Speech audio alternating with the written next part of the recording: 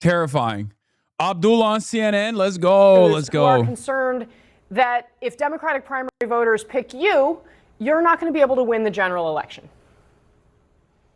I asked them to focus, y'all, because at the end of the day, the issue is the economy, stupid, as I believe the last individual you just highlighted suggested.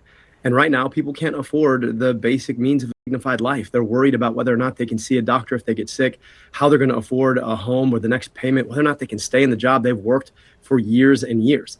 And we're focused on exactly those issues, the issues that Democrats should have been focusing on for the vast majority of the last 20 years. And I think we've taken our eyes off the ball. And in part, it's because too often our politics get sieved through conversations like this about the future of the party. Most people don't care about the future of the party. They care about their future. And so long as we're answering questions about that, helping them to get money out of their politics so we can get money in their pockets and pass Medicare for all, you're going to see candidates who have those conversations like we are in Michigan winning. The reality, though, is there's no way Medicare for all passes Congress if Democrats don't control the Senate. And if you don't win that Senate seat in Michigan, it's very hard to see how Democrats win the Senate at all. You're right. And the reason we don't win seats too often is because we offer milquetoast corporate talking points about what we can't have and shouldn't fight for. I believe we can have Medicare for all. I wrote a whole book on how to do it. I know we can do it if we're willing to build the kind of politics and the kind of coalition that gets us there. But we're not going to get there not talking about what we need to actually deliver for folks. I think campaigns are winning across the country because we have bold views on what can actually happen when we're willing to fight for them. And I think Democrats could learn a broader lesson about what we're learning here. I'm a proud Democrat. I love my party. I just want my party to actually focus on the things that real voters actually need in their lives. So you obviously are very critical of President Donald Trump. You identify him as a problem, as a way that, a place that the country needs to move away from. However, if you're going to win in Michigan, you're going to have to win over at least some Trump voters. The state went for Trump in the most How do you think you can do election. that with America Deserve 9/11 Is there anything that he's done in this second term in office that you can identify as being good for the country? Never mind. Thank God they're actually asking serious shit. And as you squint, I think if he lets this housing bill actually pass, despite the fact that he canned his signing ceremony because he wants to pass the SAVE Act, this housing bill will do really, really important work. So I think that's one important thing, bipartisan legislation that actually solves a real problem that people have. But I'll tell you this, I've been to 110 different cities now, 400 and some public events. That's my goat. And everywhere I go, I have 3-time Trump voters come up to me and say, I'm voting for you because you really want to keep my tax dollars here and you really want me to have health care. The idea that voters pick on this left-right spectrum, that's a model that we created in our minds, and we keep imposing it on elections, even though it doesn't really explain what's actually happening. Most voters are out there trying to just make sure that they can make ends meet. They don't care as much about our left-right spectrum and blue and red and purple. I don't know why they care keep about whether or not shit. you actually want to solve their problems. And when you go to their community, you have conversations, you've done the listening and the learning, and you're willing to actually tell people where you stand, you'd be surprised how many people who voted for Donald Trump might be voting for somebody named Abdul al-Sayed. I want to play for you a new attack ad that is out against you. You recently did an interview where you talked about your competitor, Haley Stevens. She's, of course, a member of the House, who's running also in your primary. You said that you hoped AIPAC could, quote, teach her how to string together two coherent sentences. There's now this ad attacking you in the way that you talk about women. Let's watch it, and we'll talk about it on the other side. Take a look. Abdul al-Sayed has a long history of disrespecting women. He called Michelle Obama's work with children uninspired and ineffectual, claimed Gretchen Whitmer was bought and sold. In a discrimination lawsuit, al-Sayed was accused of telling a woman he didn't want to work with anyone over 40. And an employee said he was offered payment to keep silent after witnessing al-Sayed disparaging women. A history of disrespecting women. What do you say to the people that put that ad together about what they say about your record? Let's talk about the people who put that ad together. You didn't play the part where they said UDP is responsible for the content of this advertising. UDP is AIPAC's super PAC.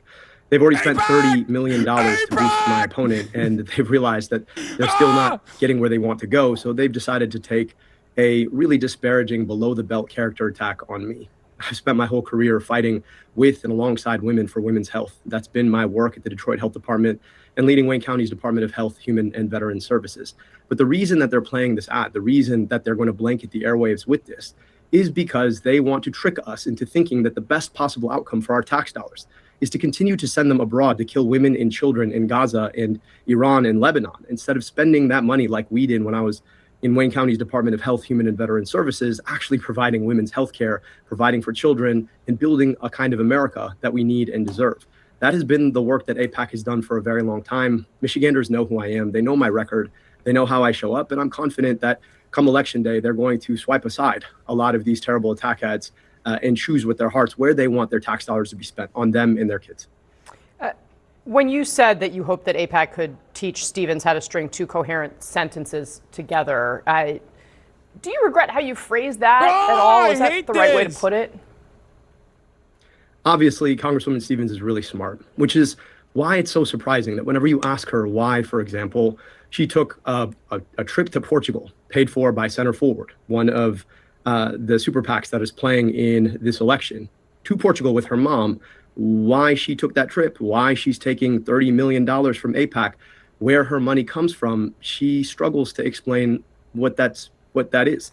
And so I just think it's really important for us to get a clear explanation of where that money's coming from and what she's promised to these corporations and super PACs, including AIPAC, about what she plans to do for them when she's in office. Do you want to see the super PAC supporting you air negative ads like they've now said they were planning to do? Obviously, I don't coordinate with them, but you're talking about the National Nurses United, the UAW, Working Families Party. These are folks who are trying to push back against the mis and disinformation that you just saw from AIPAC. So at the end of the day, I would rather not engage in negative campaigning at all. I don't do it on my campaign. We're focused on talking about getting money out of politics, putting money in your pocket, passing Medicare for all, standing up with and for women, doing the work that builds in America, where everybody knows that they get the health care they need when they need it, that they can get child care when they need it, and that their healthcare and their economy is not dominated by a large corporation telling us what we can't have, shouldn't fight for, and have to put up with. Obviously, AIPAC is a big part of this conversation because Israel has become a very central topic, especially inside the Democratic Party, but nationally as well. Do you believe Israel has a right to exist? So, Casey, AIPAC's become a big issue in this election because AIPAC's already spent $30 million in this election. They're by far the biggest spender in the race. Now, the question about a right to exist is interesting because nobody's ever asked me whether or not I believe Palestine has a right to exist. Every single president who served has said that they believe in a two-state solution. Israel exists. The question is whether or not we want a politics where our money is sent over to Israel to do genocide and apartheid instead of investing in our own kids. You say it exists, but does it have a right to?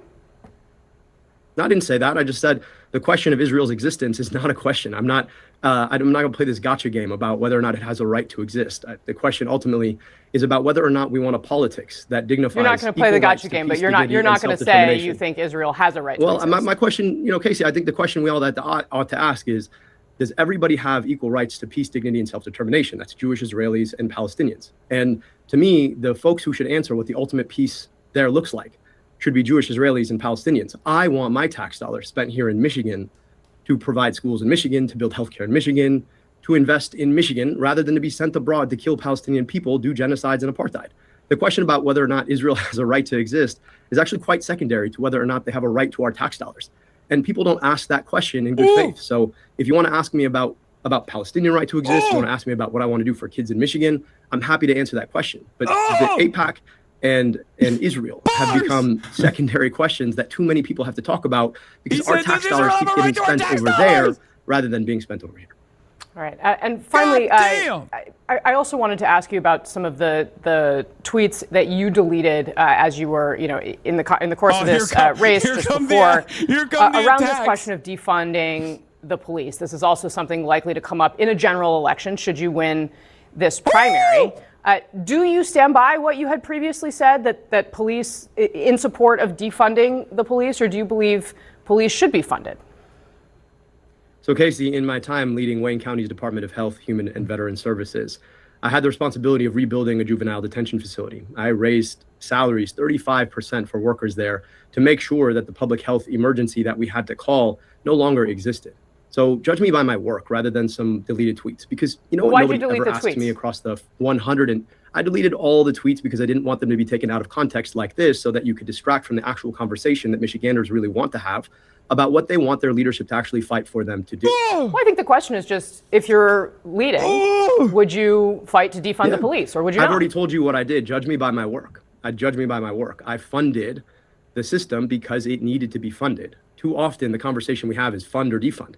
The question that we don't ask is what kind of system do we really want? I want us to be investing in the kinds of interventions that actually protect people, whether you're talking about people on the streets or people in law enforcement. That means investing in recruitment and retirement for law enforcement. It also means investing in community violence intervention, investing in behavioral health response, investing in public health and anti-poverty measures. Those are things that are not mutually exclusive. And I think this debate about 2020 and the ways that tweets are going to play are really nice on CNN if you want to get clicks. They're not that effective, and nobody really asks me about them on the streets or in communities in Michigan. So if you want to talk about housing or healthcare or corporate dominance or politics, I think those are a lot more legitimate questions that people are actually asking me about what they want their next senator to do in the state of Michigan rather than vote for this guy, bro. So voters shouldn't look at the fact that you deleted the tweets as evidence that you no longer support the things that you said, then?